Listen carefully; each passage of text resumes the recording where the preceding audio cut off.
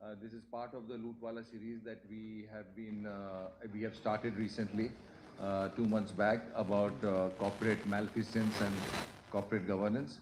So the format of this program will be that I will take you through findings and then show you a PowerPoint and then refer to the panelists about our findings.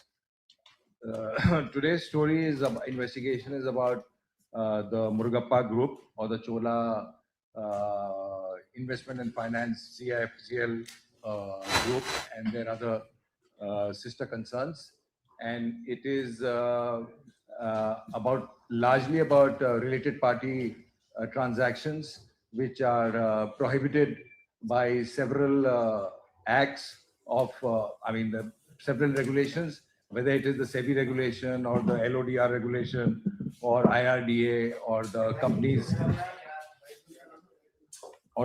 Act of 2013, etc., etc., which about disclosures and liabilities of listed companies. And we found that there were more than 10,000 crores of related party transactions, and out of which only 2,000, nearly about 2,000 or slightly above that, had been disclosed or declared, and the rest had not been.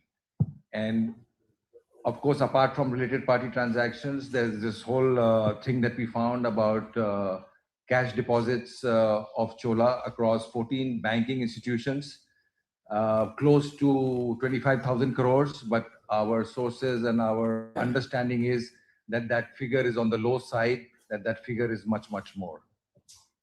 And the cash relates to deposits done over 5-6 years, and it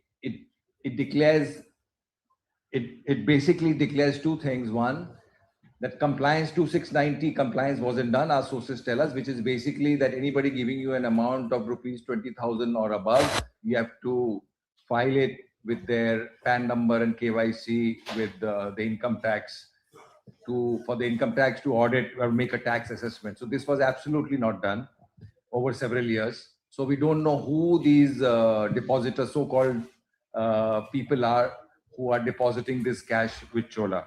Chola claims today that these are 50 lakh truck operators.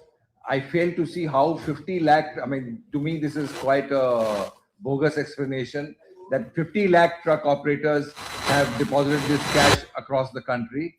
So which means two things. One, that your credit worthiness of these people is suspect, because each one of you in this room has possibly taken a loan at one time or the other. And you all have a ECS mandate, you have a mandate, you have signed post-dated checks, etc., etc. You have a PAN number, you are there in CIBIL, you have a CIBIL score, etc. And how many times have you paid your installment or your EMI through cash?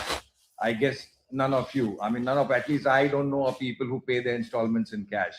So, but Chola claims that a lot of their credit comes back to them, repayment comes back to them in cash. So, which is very strange. It's a bit like a chit fund thing, that we don't know who these guys are, whether their PAN numbers are linked to Aadhaar or not. Of course, that is a separate sort of conversation. So it is a point for regulators to look into. The other point, of course, I'll take you through the slide. I'm just briefly regurgitating these points, is about related party transactions. It's not a small thing. NBFC has taken loans from banks.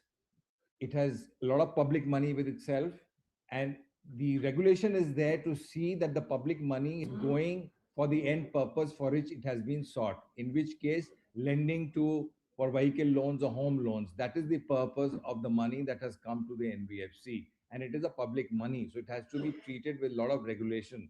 So if you are using this money to pay big salaries to your promoter individuals, big salaries to your sister concerns, and not declaring these transactions, it's a big red herring about corporate governance. And it has happened to the tune of 10,000 crores. And I'll take you through the slideshow briefly, and then we'll come back and I'll take questions and I'll explain more. So here is this Murga. It's a 125-year-old conglomerate. And the fund diversion we are talking about is of CIFCL, which is the flagship group of the NBFC. The 17 key companies in focus, some are financial entities, some are manufacturing, industrial, and other key entities, agriculture and trading. So we have divided this into several boxes. Investment and finance, this is the flagship. The shareholding pattern, promoters, FFI, DI. So basically, promoters own nearly 51% or close to 50% of the shareholding. The debt mountain, they are not funded through equity placement, they are funded more by debts. So there's liability and there are borrowings till to 2025. You can see 1,74,000 borrowings. Borrowings in 2019 alone were about 50,000. Where the money comes from, breaking down the 1.7 like about bank term loans, financial institutions, debentures, externals. We have broken down the whole where the money comes from. Irregularity, Cholamandalam Crime Limited reveal of the cash component, which I just talked about, and fund diversion, which is undisclosed transactions of related party to family members, violating several of these regulations, as I briefly told you, including the accounting standard of 24. The magnitude of the cash deposits. The staggering volume of the cash deposit is all largely since 19, and it has gone. This is post. This is during. Basically, if you see, we are talking about India going digital, and this is during COVID. As a lot of these transactions, so basically, cash transactions were nearly had gone down during COVID, but their cash deposits are increasing. In the bank breakup I've given you, ICICI Bank at the maximum 13,000 crores, upwards of that. Then of course State Bank and then other banks, etc., etc.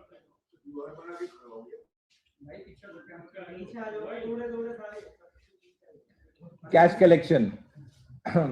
First of all, customer defaults, cash collected, deposited in bank accounts, field collection, time lag.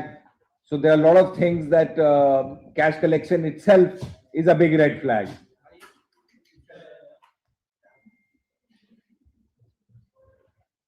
Now I'm giving you a case study of a Axis Bank case study. Cash management, CMS, the primary one is involved from Axis Bank itself in 3 consecutive years in 19 and 20 through about, little less than 300 transactions, 1,539 crore were deposited. The primary method involving peaked so much in 1920 through 971 separate entries in the account. The breakup of the Axis Bank deposit in 1920, you can see the amount 1,539 crores, and then 2021, 21, 22. It's going down, and other banks are taking over. I'm just showing. So nearly IndusInd Bank, again, we have given you a breakup of how much money went to IndusInd Bank, total deposits. So basically what I'm trying to tell you is that this is, if I take it at face value, I mentioned points about ECS, direct debit, digital payments. So basically in a digital payment era, you are doing cash collections, and it shows that your credit quality is not good enough. And if your credit quality is not good enough, it's not reflecting in the annual reports of Chola. Nowhere have they said that the turnover is so huge in cash, and nowhere have they mentioned ever that these 50 lakh operators give them the money to they return the money in loans. Nowhere have I at least read it in their annual reports or media reports. Nothing of that sort has come out. Then of course there's the income tax and KYC compliance that they have not done. Section 2690 of the income tax expressly says that anything above 20,000 rupees has to be declared with PAN number and name, etc. And this compliance, to the best of our knowledge, has not happened over several years for Chola. Non-performance assets, of course, if there are delays, if you are sort of defaulting on a loan and you're paying in cash, all this has to reflect in your balance sheet and credit worthiness of the. Then comes the credit rating agency complicity. We talked about ratings, and ratings is and auditors. Now, to mention briefly, if I am a rating agency and I am taking fees for ranking you or giving you rating A plus or whatever, I mean, whatever rating I'm giving you, and my sister concern is taking professional fees. So there is a big conflict of interest. I'm not talking about the fees. I'm talking about this conflict of interest, both with the rating agencies as well as auditors, where basically sister concerns of the rating agencies are taking in huge amounts of consultancy work, professional fees, and their other arm is doing their rating. Same thing with auditors. Your auditors are taking money for auditing the company, and the sister concerns are taking professional fees. So is there a Chinese wall between the two, that the people who are doing the ranking or the auditing are not talking with the people who are doing professional consultancy for the group? And has the group declared in any way that this conflict of interest, and have they addressed it? No. Multiple points of breakdown, as I said, the banking system, FIU, tax, rating agencies, auditors, RBI oversight about the banking violation. If taking in so much cash, what kind of regulatory oversight is the RBI doing on this huge cash deposits? The banks are supposed to report suspicious transactions. If so much cash is coming into the system, has the bank done the KYC of all the individual 50 lakh so-called truck operators who are putting in money in Chola? Cash collection, as I said, deposited without proper, it's a PMLA risk. If I don't know who has deposited this cash, it is a PMLA risk. Of course, unknown sources. Now let us come to the quantum of the diversion as related party transactions, more than 10,000 crores that I was talking about.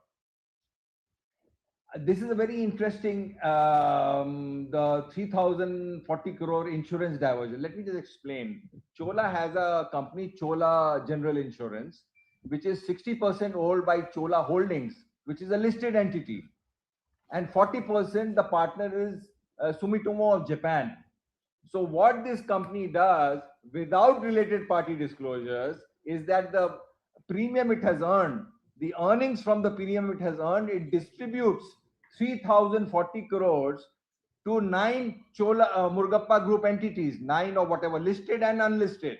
So it distributes as work contracts, it distributes as professional fees, it distributes as commission, I mean earnings to these. So this is at the cost of the minority shareholder, the Japanese Sumitomo, and also the shareholders of Chola Holdings, which is a listed company, which owns 60% of this company. So you have basically diverted nearly 30% of the earnings of this country, close to 3,040 crores, to these other entities.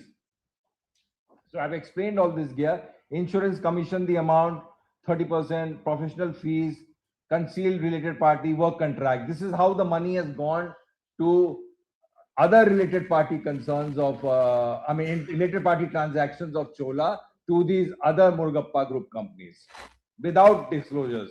So you have deceived the Japanese partner.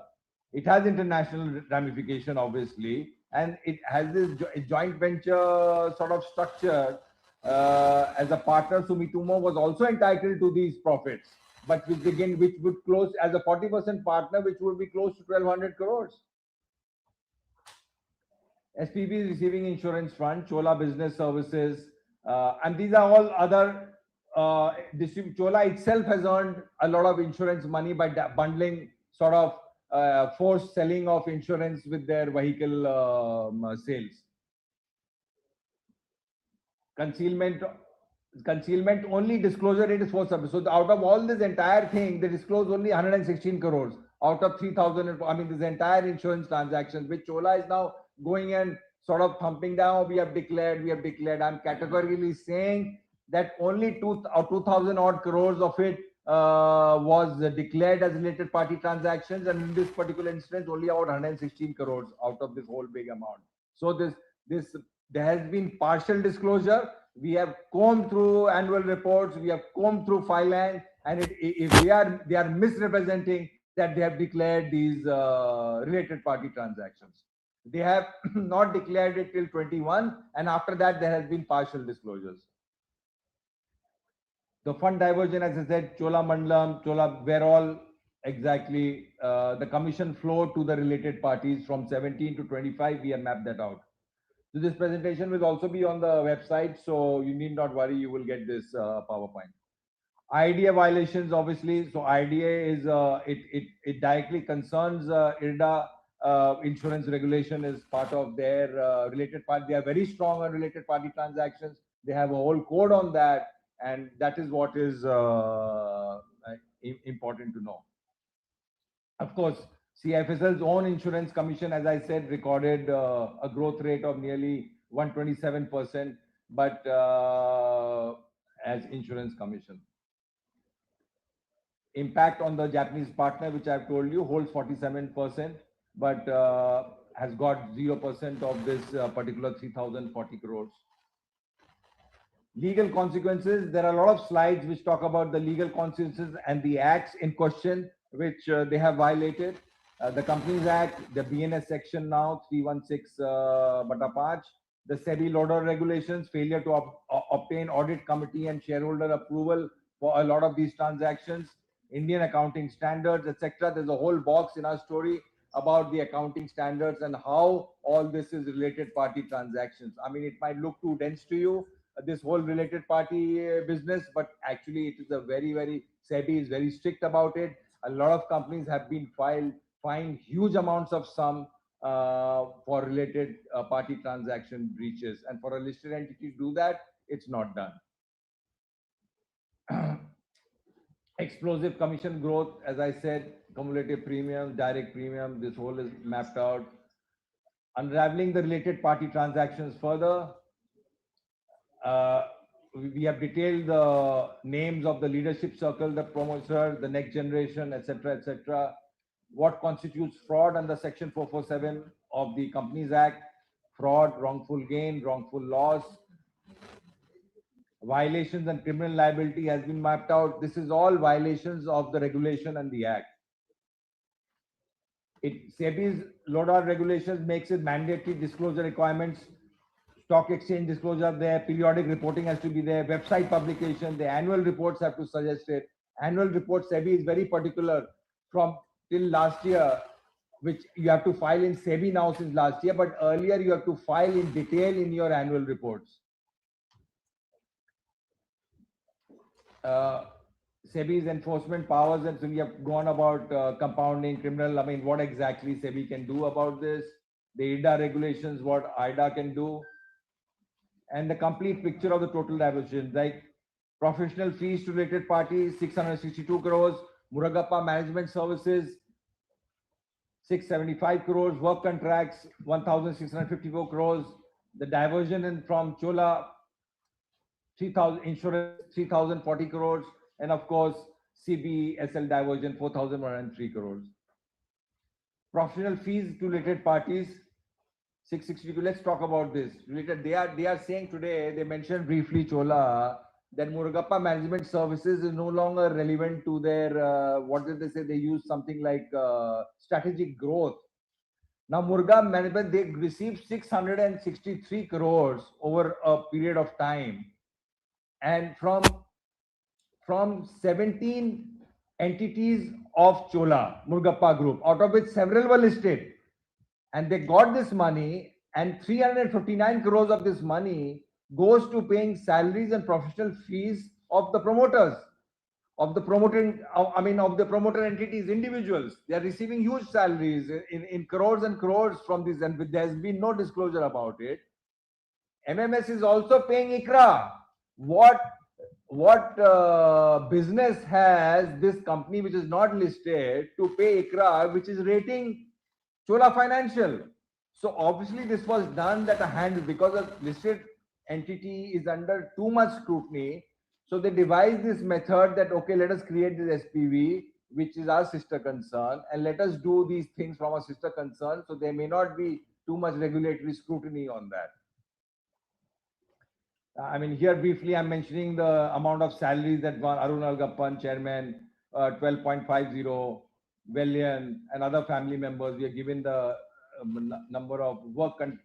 So basically, in Murugappa, another thing that has happened is people who are non-executive directors in Chola listed companies are drawing salary through these companies, whether Murugappa Management Services or Chola Business Services, which will again come later. So basically, they are posing as an independent director in the board of Chola, but indirectly they are benefiting from here. So if they have been on various committees in Chola, what were they hat were they wearing? Were they wearing a non-executive hat, or were they wearing saying that we are taking no salary, but in the other company they are taking salaries? Work contracts as cover. So a lot of work contract recipients have been basically Pari Enterprises, other enterprises. Chola Business Services received 1,628 crores in a single year as a work contract in 1819. The Chola Business Services is another. This is privately company used to divert more than 4,000 crores from Chola Financial. So what happens is Chola creates this, the sister concern, which is Chola Business Services. And Chola Business Services has a manpower contract with Chola Financial. And they get a huge amount of money. And they have on their roll thousands and thousands of people. We found at least 1,000 irregular workers' salary who are paid minimum, sort of little above minimum wage salary. First of all, what are these people doing? I mean, thousands and thousands of minimum wage. And why isn't Chola directly employing them? Why does it have to have a manpower contract? And they have claimed reductions under income tax 80 JJA, our sources tell us. So, which is basically every year, if you have a 30% increase in employee base, you are entitled to certain deductions. And the total deductions which they have claimed are perhaps close to 180 crore. So, which is a huge amount of money. And sometimes the workers are appearing in 1 year, they're disappearing, and they're again appearing after the third year. So basically, it is a systematic. What is it? And through this, they are also paying huge salaries to people. And also, they are using these so-called SPVs, I mean, these sister concerns, to pay big money to BCCI, IPL, religious foundations, which would have raised the eyebrows if it had gone through the listed entity. I mean, what business?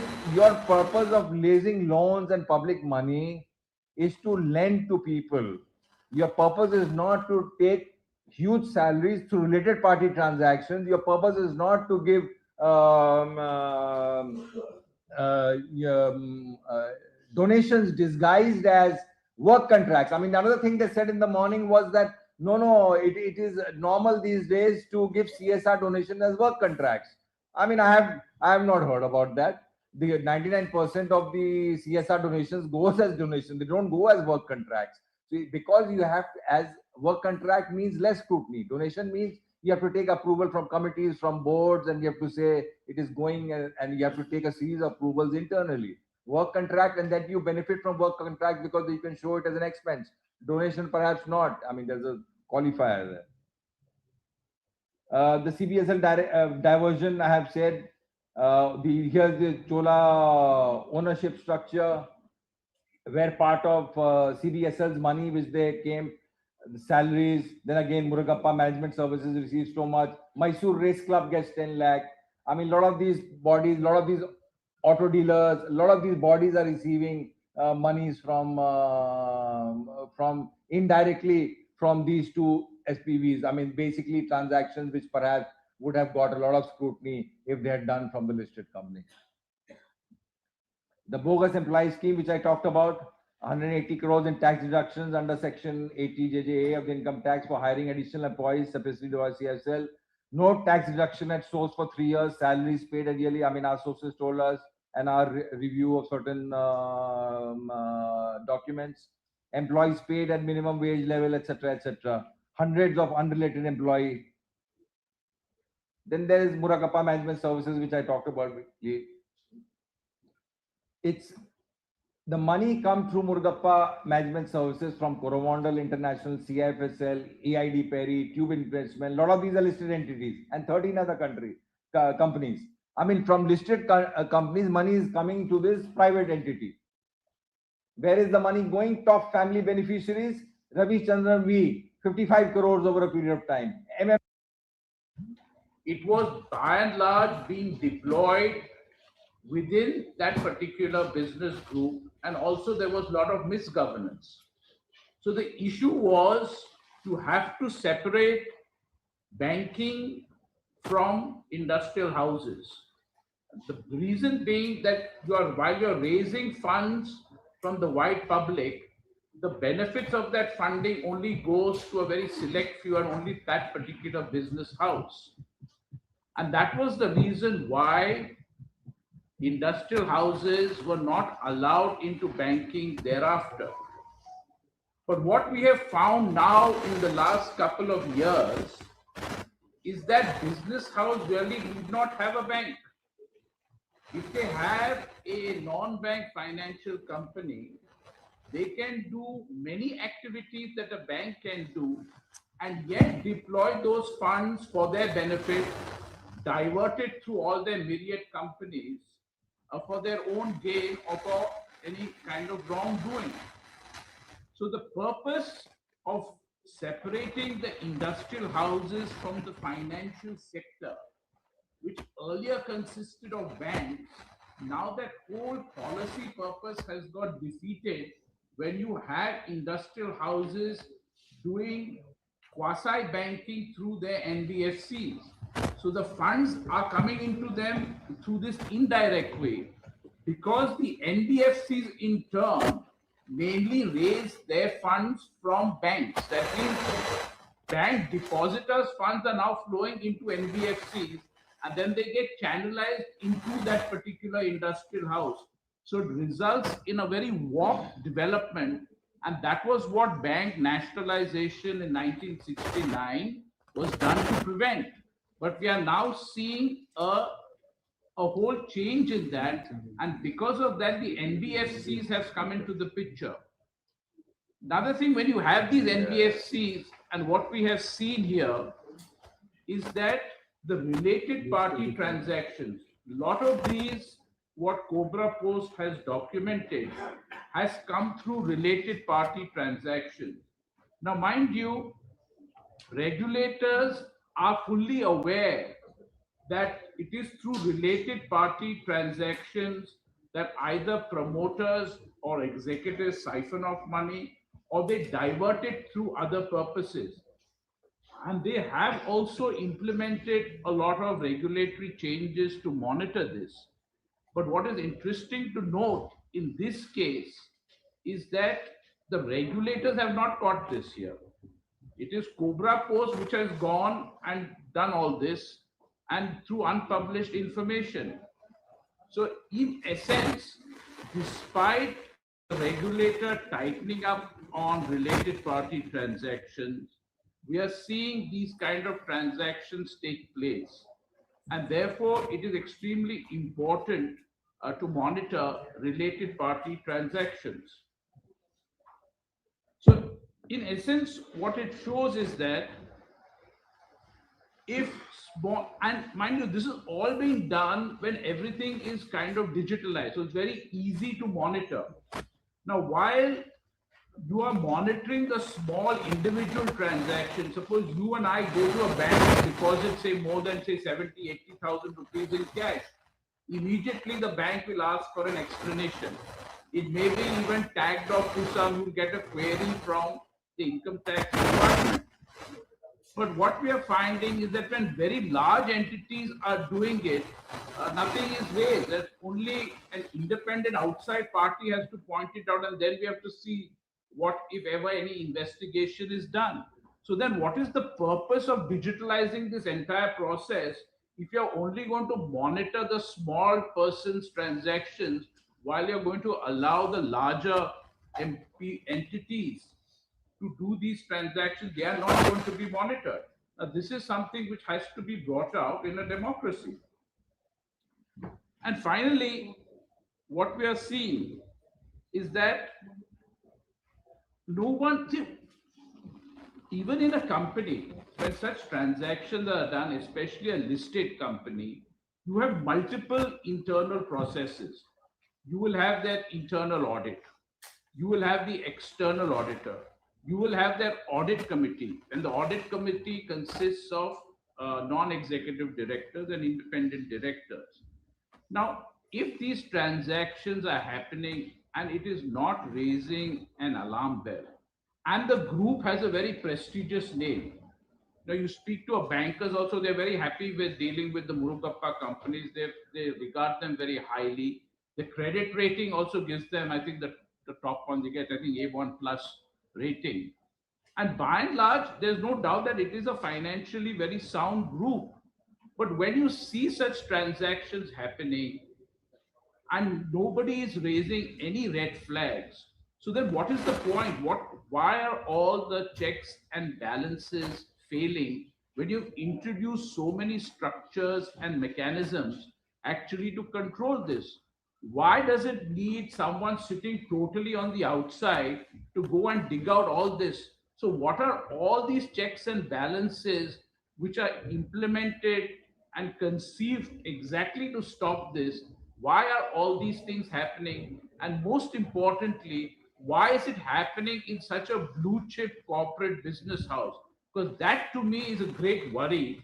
And I think we need definitely external agencies to look into this, to look into the kind of details and the evidence that Cobra Post has done, and then they should bring it out. You know, how much of this is relevant, how much of this is valid or not. I think this is what is extremely important. And now I'll hand it over to somebody on the other panel. Thanks a lot. Thanks a lot. Okay. So, as my friend Hemendra just told you, there is a. I'll take Hemendra's argument और मैं इसको थोड़ा एक broader view आपको देता हूँ.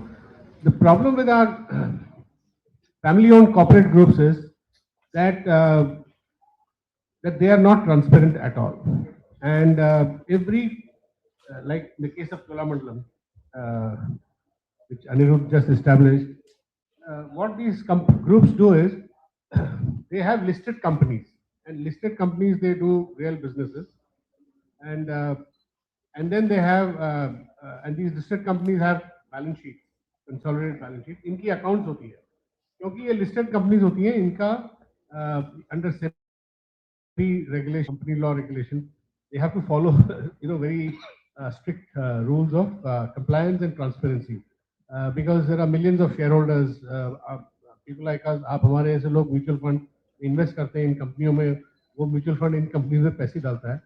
तो इस वजह से for listed entities the compliance, there are rules, strict rules on compliance, disclosures, transparency.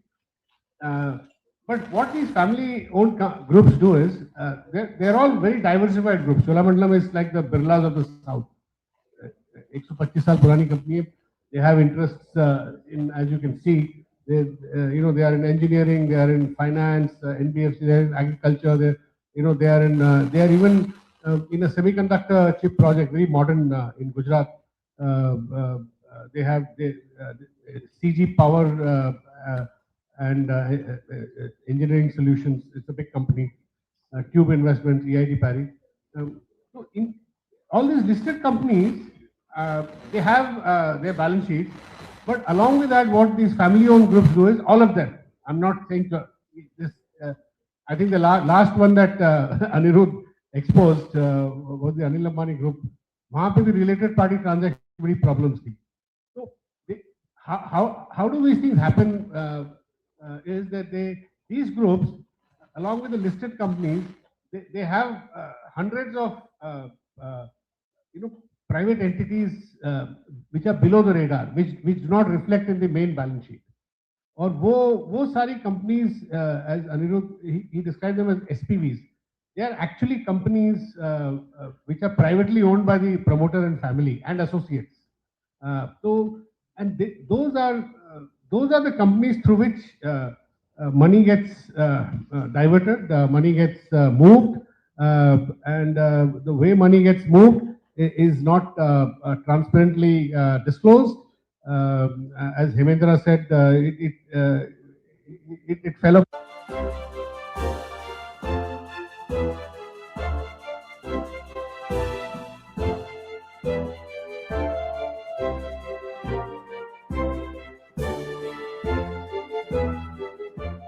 Groups में ये पहले भी ये इशू काफी उठा है, जो जहाँ पे एक एक एक एड्रेस में आपको 400 कंपनियां मिलेगी. In one post box, in one address, there are 400 companies. You may ask, what are 400 companies doing in one address? These are all entities which are hidden entities uh, uh, owned by the promoter family through vast network of family members and associates. And a lot of these things happen through these hidden, unlisted entities which exist uh, below the listed entities.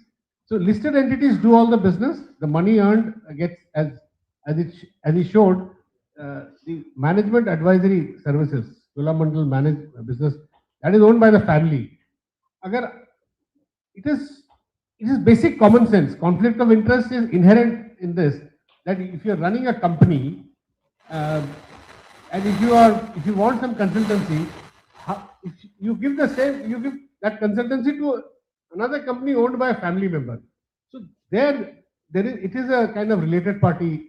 There's a problem here because how do you do arm's length pricing? How do you know that giving your the family member who owns that entity much more than he deserves?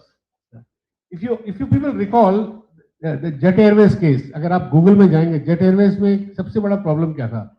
All the profits of Jet Airways were being transferred to a consultancy company which was giving sitting in London, which was giving owned by one of the Jet Airways family members. He was giving all kinds of business services, and the money was going to them, and massive amounts were transferred. Now this is anti-shareholder. It is actually the shareholder doesn't even know because the balance sheet is not reflecting it. So this is a problem with the Indian system. In the past, the company law, there were several company law reform committees appointed to reform this. There was this famous Kumar Mangalam Birla committee about I think 15 years ago. It came up with a recommendation that all the uh, entities which sit under a corporate group, 200, 300, should not be allowed, and they should be reduced to just all the entities there should be more than 2 or 3 layers of subsidiary, like the holding company. Then under that there are a few companies, and below that few. So it was generally it was considered advisable that all the hundreds of companies that exist below these and which do not reflect in the main balance sheet should be done away with, and they should not be allowed. And if they are, then they should be part of the main. They should reflect all the activities should be in the main balance sheet, should be shown. But anyway, that never happened, and we continue to see corporate groups in India, family-owned groups. This is a family-owned group problem, by the way. Huh? So they all have dozens and dozens of companies which are hidden, whose activities are not known, which don't get reflected in the main balance sheet, which take money from listed companies, and as a result, sometimes these companies have, because of activities which are not, in many cases, active. More money went out of these main earning companies into other activities, and those activities they kind of those businesses collapsed. As a result, the main company also collapsed. There are many such instances. Z Group is one such instance where the Z Entertainment was one. Main company was Z Entertainment, and from there a lot of money went into other channels, and we all know what has happened. So this is a problem with the family-owned groups. The problem with the Ambanis. This has come out. Even the Adani Group has had related party problems, which SEBI was looking at. Any group you name, related party transactions has been a problem there. I'm speaking after two people who are far more versed with the economic and financial matters than I am. But clearly, just looking at the details of the investigation that has unfolded before us, I mean, there are straightforward large questions that occur. One is the amount of cash that is related.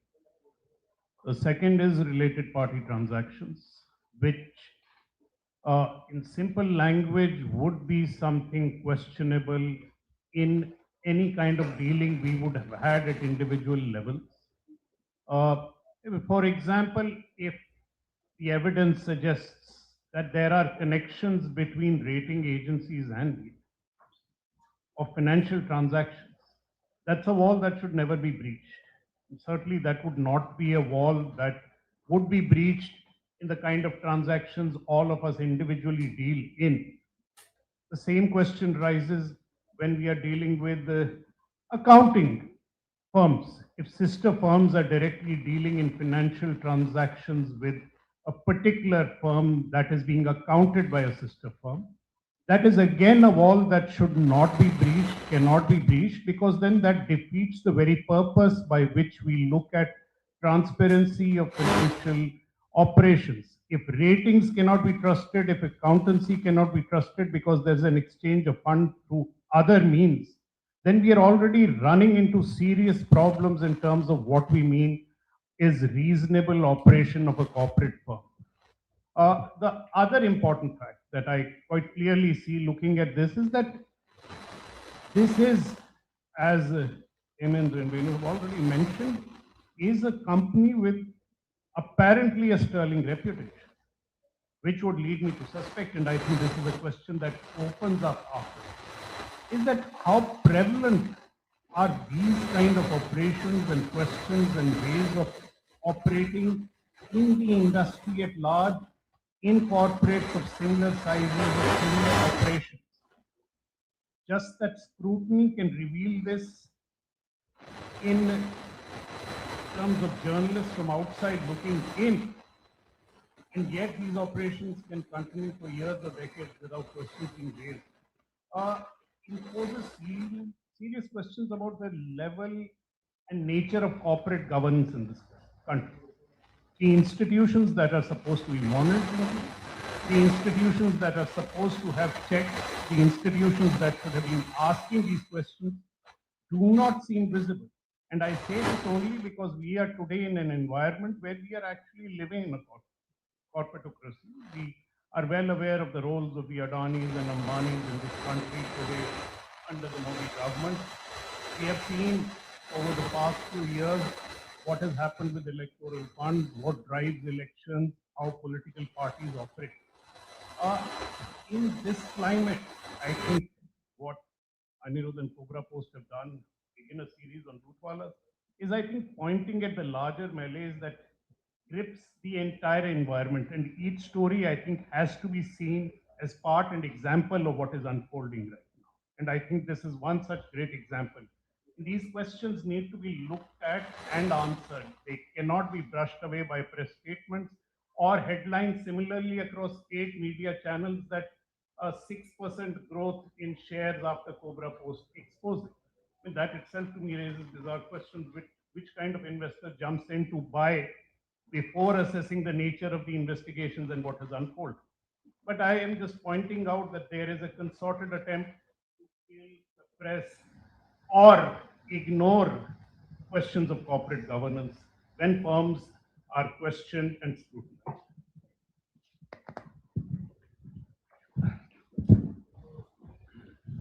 नमस्कार। सारी बातें तो कह दी गई हैं, मैं हिंदी में ही आप लोगों से बात करूंगा। दो तीन चीजें बड़ी तकलीफ वाली हैं। एक तो ये कि जो काम कोबरा पोस्ट कर रहा है वो बाकी के बिजनेस अखबार क्यों नहीं कर रहे हैं। वहाँ तो इन्वेस्टिगेटिव जर्नलिज्म खत्म ही हो गया। हमारे ख्याल से वहाँ कोई करता नहीं है, और उन अखबारों के बारे में अगर ये कहा जाए कि वो सारे के सारे पेड हैं, क्योंकि वहाँ इस तरीके की कोई खबर दिखाई नहीं पड़ती है। दूसरी चीज, इस देश के अंदर जो रेगुलेटर्स हैं वो क्या कर रहे हैं? क्या वो आंख बंद करके सोए हुए हैं? क्या उनकी आंखों में पट्टी बंधी हुई है? क्या उनको टेबल के नीचे से कुछ चीजें जा रही हैं जिसकी वजह से वो इन सब चीजों को देखते नहीं है? मुझे नहीं लगता कि इन सब चीजों को कोई देख नहीं रहा होगा, निश्चित तौर पर देख रहा होगा। लेकिन जिस देश के अंदर एक बेचारा गरीब आदमी अगर वो एक रोटी चुरा ले या एक ब्रेड चुरा ले और उसको पीट पीट कर लोग उसकी हालत खराब कर देते हैं, लिंचिंग हो जाती है, वो बेचारा जेल चला जाता है, उसका परिवार तबाह हो जाता है। वहाँ इतने बड़े बड़े घोटाले हो रहे हैं और वो कंपनियां कर रही हैं जिनके बारे में लोग कभी सोचते भी नहीं थे। तो आप सोचिए कितना बड़ा ये खेल है अपने आप में। 25,000 करोड़ 6 साल के अंदर 14 बैंकों के अंदर डिपॉजिट हुआ, लेकिन किसका पैसा है इस बारे में जब पूछा गया तो पता चला 50 लाख ट्रक ऑपरेटर्स का है। अब ये 50 लाख ट्रक ऑपरेटर्स कौन है, आप पता करते रहिए आप। क्या रेगुलेटर की नजर इस पर नहीं होनी चाहिए? क्या बुला के पूछना है कि भाई ये कहाँ से पैसा आया, कैश है तो किसका है, क्या कर रहे हैं आप? तो जो बुनियादी सवाल है कि बैंकिंग सिस्टम क्या कर रहा था, क्या उसको नहीं पूछना चाहिए था? क्या आरबीआई को इस बारे में नहीं जानकारी लेनी चाहिए थी? क्या टैक्स अथॉरिटीज की आंखें नहीं खुलनी चाहिए? क्या रेटिंग एजेंसीज को नहीं सोचना चाहिए इन चीजों के बारे में?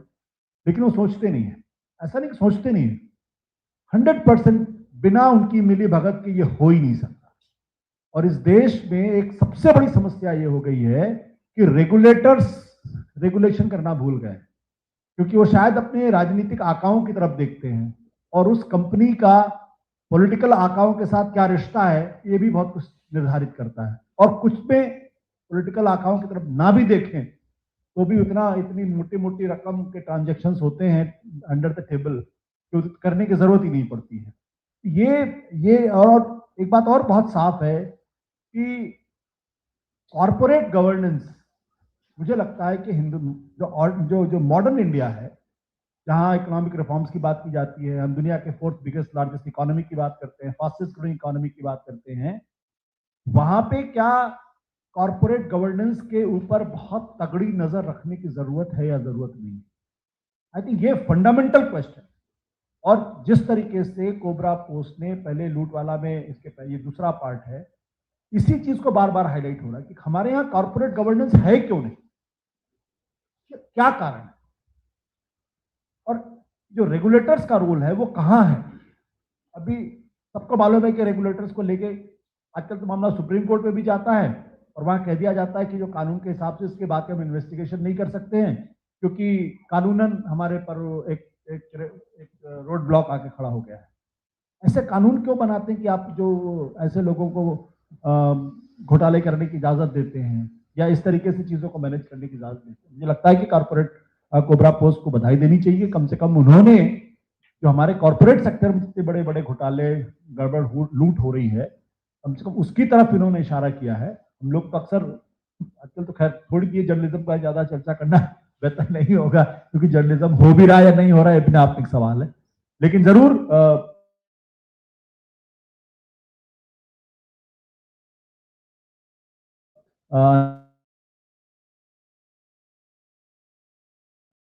दिखाई नहीं पड़ा। वो जस्टिफाई करने की कोशिश कर भाई 25,000 का जो है ना, ये 12% ही तो पूरे उनका है, तो अब तो 20 से 40% तक नॉर्मल है, इसमें कौन सी बड़ी बात है? Just see the mindset. Who are these analyst who are trying to justify? Are they independent journalist? Are they compromise journalist? Are they independent analyst? Are they compromise analyst? Why they are trying to justify it? Why they are asking questions that this has to be investigated? The regulator has to be brought to the has to be told about their responsibilities. Why regulators are sleeping over this? What is RBI doing? No, these questions are not asked. तो सीधे से कहे हाँ भाई 12% इसमें कौन सी बड़ी बात है, छोड़िए ना, इस पचड़े में आप क्यों पड़ते हैं?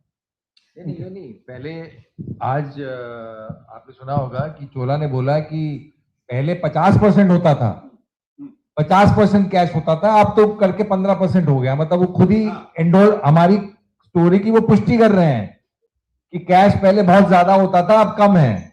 कभी उनके बैलेंस शीट में, एनुअल रिपोर्ट में कहीं नहीं आया है कैश का मेंशन। कहीं ये नहीं मेंशन आया कि 50 लाख ट्रक ऑपरेटर, पहली बार ये फिगर आई है।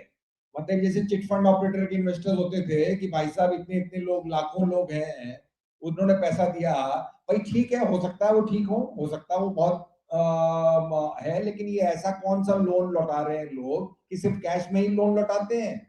और आजकल यूपीआई के जमाना, चाय भी 5 रुपए में आपको यूपीआई से आप पे कर सकते हो, लेकिन लोन सिर्फ कैश में आएगा। ये बात जरा मतलब स्टमक नहीं होती है ठीक से, इसका कि क्या कारण हो सकता है। और जैसे मैंने बोला, उन्होंने खुद ही अपने बयानों से पुष्टि कर दी। रिलेटेड पार्टी ट्रांजैक्शंस का वो बोल रहे हैं।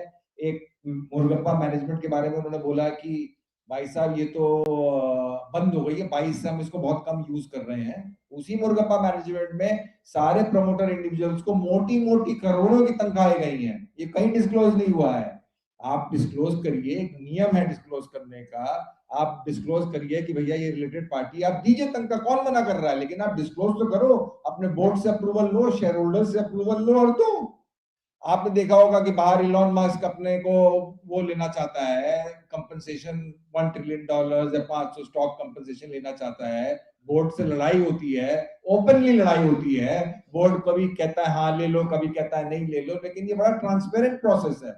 उसमें वो एक अपना पक्ष रखते हैं, दूसरे लोग दूसरा पक्ष रखते हैं। यहाँ सब जैसे वेणु जी ने भाई साहब ये सबटेरेनियन ट्रांजैक्शंस हो रहे हैं और लिस्टेड कंपनी ऊपर से एकदम बैठी हुई है, एकदम सफेद कपड़े पहन के, और सारा काम हो रहा है अगल बगल की कंपनियों में जो कि लिस्टेड नहीं है, उसके ऊपर कोई निगरानी नहीं है। और निगरानी एक कंपनी में किसकी होती है? ऑडिटर की होती है, रेटिंग एजेंसी की होती है निगरानी। तो वो निगरानी, तो अगर हम क्वेश्चन रेज करते हैं कि आपकी सिस्टर कंसर्न ने पैसा लिया, कॉन्फ्लिक्ट ऑफ इंटरेस्ट सिचुएशन है, उसको नजरअंदाज कर दो भाई। ये कौन से एनालिस्ट और पेपर जो आजकल लिख रहे हैं बड़े बड़े कमेंट्री, ये सब क्या, इसमें कोई बात नहीं है, ठीक है। फिर अगर आप कहते हो कि देश का कानून ये है, देश का रेगुलेशन ये है, रिलेटेड पार्टी डिस्क्लोजर का ये कानून है, कैश में डिपॉजिट करो तो 20,000 रुपए से ज्यादा डिपॉजिट करो तो पैन नंबर नाम के साथ आपको इनकम टैक्स में देना पड़ता है, ये आप नजरअंदाज कर दीजिए तो हम लोग सब बैठ जाए। भाई आपको देश के रेगुलेशन की मतलब कोई, आप अब उसकी अवहेलना करने में आप कुछ समझते ही नहीं हो कि इन्हें नहीं तो होता है, आजकल धंधा नहीं ऐसे चलता है, ये सब करना पड़ता है। तो भाई ठीक है, फिर हम लोग भी बोरी बस्तर बंद करें, जब लॉ का कोई मायने नहीं है, कुछ मायने नहीं है, भाई हम तहकीकात और इन्वेस्टिगेशन तो उसी चीज करेंगे ना कि ये कोई प्रोसेस का वायलेशन हुआ है, कोई लॉ का वायलेशन हुआ है। अगर वो लॉ का वायलेशन ऐसी झाड़ देंगे कि नहीं प्रेस रिलीज में, भाई साहब हमारे को प्रेस रिलीज का जवाब आया 3 पैरा का, अब उसमें क्या किसी क्वेश्चन का जवाब नहीं आया डिटेल में, हमने तो पूरा डिटेल में सब क्वेश्चन पूछे थे, एकदम छोटा सा आ गया, ऊपर लांछन और लग गए कि आप कर रहे हो, आप कर रहे हो, और मतलब एकदम से 24 घंटे में कर रहे हो, आप क्रिमिनल इंटेंट है आपका, फलाना है ढिमकाना है। भैया हमने आपको क्वेश्चनर भेजा, हमने बहुत मेहनत से स्टोरी करी, पहले स्टोरी हम पहले भी कर रहे थे, लेकिन उस समय बिहार इलेक्शन का रिजल्ट आ गया, हमने पोस्टपोन करी, फिर बॉम्ब ब्लास्ट हो गया, फिर पोस्टपोन करी। तो एक एक प्रोडक्शन एक वो होता है, लेकिन स्टोरी करी, मेहनत से करी सब लोगों ने। आप उसको ऐसी, आप क्वेश्चन का आंसर दिए बिना आंसर कर रहे हो आप सेबी को। Choose from thousands of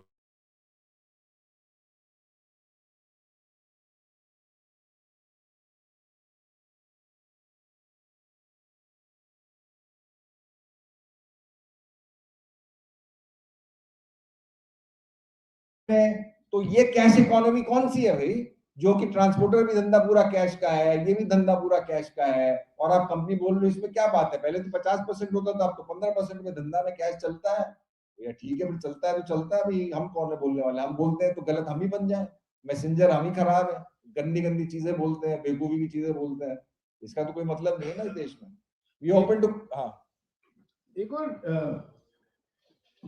ये जो 50 लाख, पहली बात तो सवाल कोबरा पोस्ट ने पूछा, स्टोरी इन्होंने करी, और the answer is being given to the national stock exchange.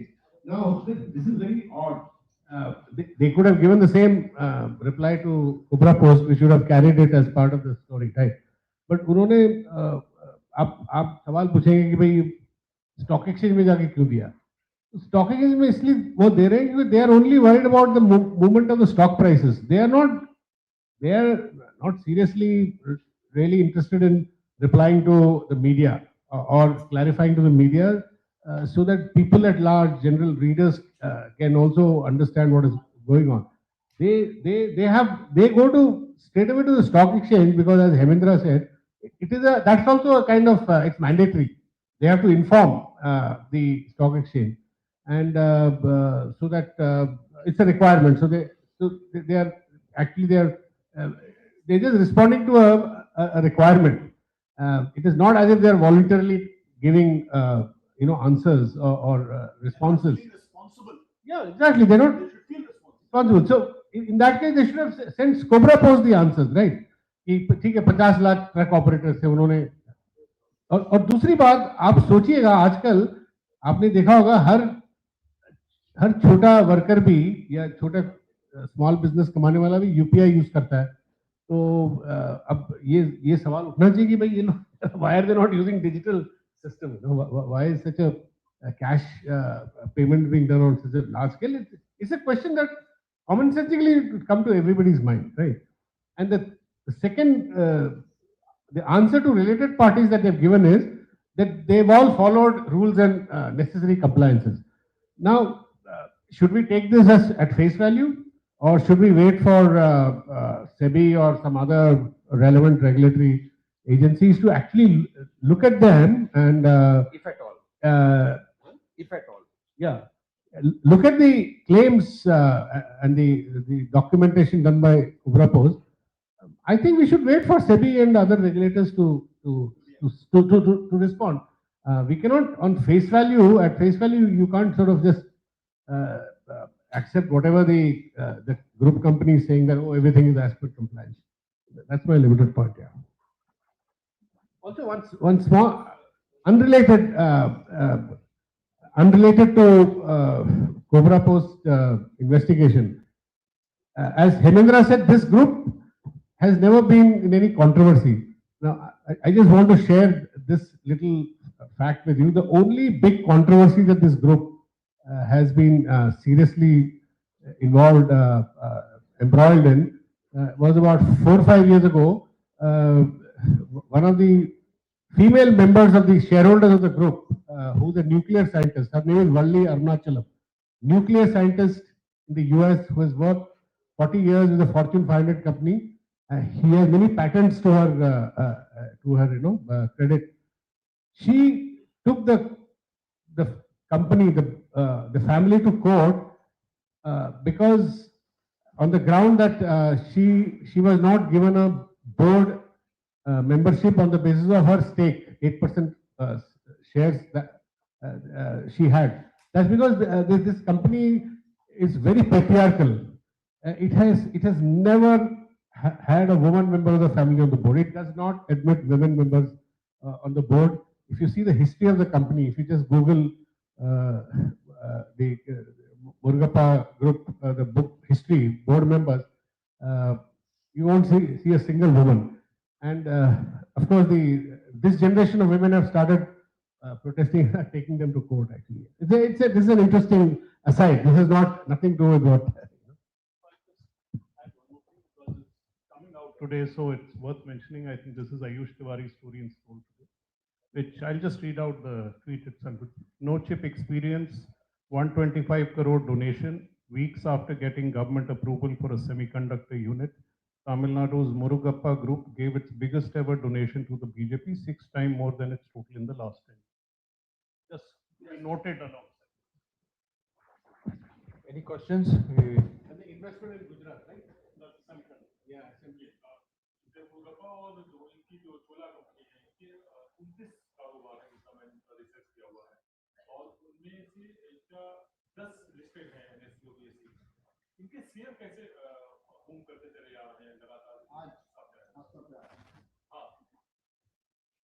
इसका तो मैं कुछ बता नहीं पाऊंगा. मैं स्टॉक मार्केट वैसे भी नहीं समझता हूँ कुछ कि क्यों बढ़ता है, नीचे आता है.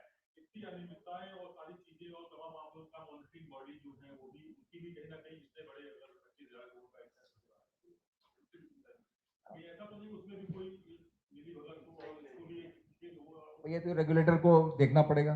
रेगुलेटर ने एग्जामिन करना है ये सब. उसमें हम तो कोई टिप्पणी नहीं दे सकते हैं कि स्टॉक क्यों बढ़ रहा है, क्यों घट रहा है.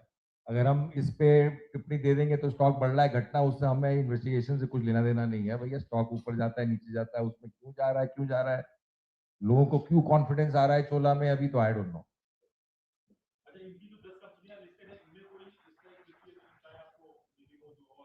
देखो जो लिस्टेड कंपनीज जो जैसे मुर्गप्पा मैनेजमेंट है, लिस्टेड कंपनीज ने भी पैसा दिया मुर्गप्पा मैनेजमेंट को, और वहां से पैसा आया और फिर इधर इधर बटा. सब जगह सैलरीज मिली मोटी मोटी, और इकरा को पैसा गया, और फलाना डोनेशन हुआ. जो वो कह रहे हैं कि वर्क अभी आजकल CSR वो डोनेशन में नहीं बिलीव करते हैं, वो वर्क कंट्रैक्ट में बिलीव करते हैं. तो अब ये बड़ा अनोखी सा मेरे को प्रश्न आया कि मतलब CSR तो हमने डोनेशन के रूप में ही सुना था, कभी work contract. Have you ever heard of CSR in work contract? No, I don't know. By the way, this group generally has has a good reputation, but on one occasion, 2015, there was an insider trading SEBI investigation against them, and I think they paid up the fines and they settled the matter. Ah. I had a quick check on the shareholding pattern of Cobra Investment Finance Company. That is the main pivot of this story. And I have found almost all the beneficiaries of this diversion in this company, and there are total around 67 members of the family among the shareholders, and there are 132 companies and trusts in this company who are body corporate shareholders. And now one question to Andrew and all the panelists. You are very learned people. I'm just a commoner. मुझे तो लगता है जिस तरह से ये RPT का खेला हो रहा है, all these rules, regulations, laws, bylaws, laws are a sort of means to bury the corruption, the corporate corruption. What do you say about it? I would totally agree with you because I have seen, and I've also been a critic of both the regulators, that because of so much misgovernance that has been going on in the corporate sector, and it has been found that it has been done through related party transactions, that they have definitely tightened it up. There's definitely more scrutiny. But like all things, especially in this country, the small player, when he does it, he becomes a thief. Yeah. When the big person does it, that person is a pillar of society. So that is what happens, and that is indeed most unfortunate. But they are tightening it up, and I think analysts and media are also closely now monitoring the related party transaction. And there is also pressure on the board to do so, as well as auditors. So everyone is aware.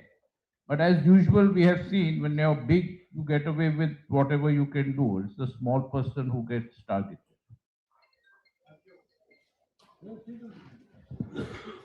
You know,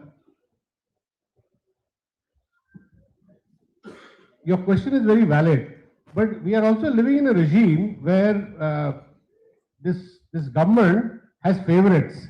So when the favorites commit violations, nothing happens. I mean, let's face it. I mean, this is very clear to us. And when people who when corporate groups who are not necessarily favored by this regime, on them the full force of law is applied. All the laws and regulations are there. It depends on whom it is applied with full force. Like I'll give you a simple example. The previous expose of Anil Ambani Group, it's an open fact that the related party problems in that company was in the public domain for 6 years, since 2017. It of course, Cobra was brought in much more, but some of the basic aspects of related party was captured by their own auditors, and the auditors had resigned because of that, and they had submitted a report to the company affairs department. It was lying with the company affairs department for 6-7 years, but then something happened. Bank of Baroda declared them a sort of the audit. Bank of Baroda audit was many years back. Yeah. The Bank of Baroda had declared them. What is that? They declare defaulter. Yeah. No. Fraud. So banks first can declare you defaulter, or banks can declare you willful defaulter. Willful defaulter is fraud. Willful defaulter means criminal case. Now these things had happened, but there was no movement. So the real action came, as some people speculate, because of political reasons. I don't know. But for 5 years, nothing happened.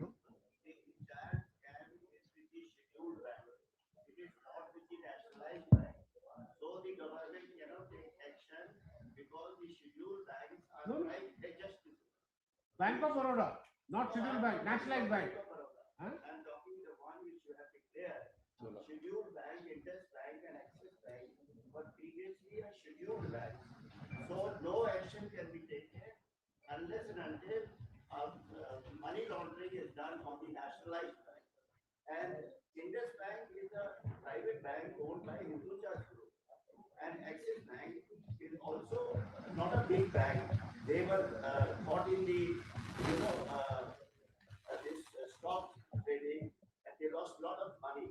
Axis Bank is a big bank, by the way. It's a big bank. No, now it has become, but it was not a big bank.